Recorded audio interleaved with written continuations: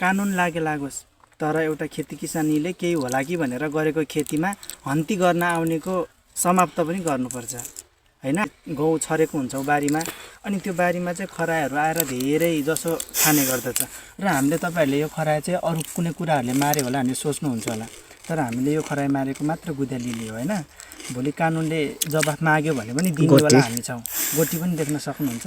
त्यो भएर साथीहरु यदि तपाईहरुकोतिर पनि आफूले केही गर्छु हैन खेती किसान गर्नेलाई त जताबाट नि घाटा हो हैन। त्यही पनि यस्तो चीजहरुले रोक्छ भने यस्तो चीजहरुले तपाईहरुलाई बाधाहरु दिन्छ भने यस्तो चीजहरुले तपाईहरुले गरेको कुराहरु खान दिदैन भने तपाईहरुले यस्तो चीजको चाहिँ अन्त्य गर्नुपर्छ है।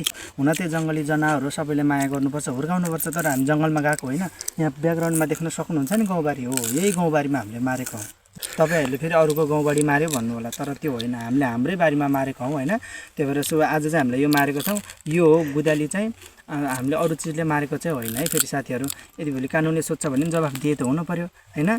त्यही भएर हामीले चाहिँ आज गुदालीले खरायो मारेको छौं।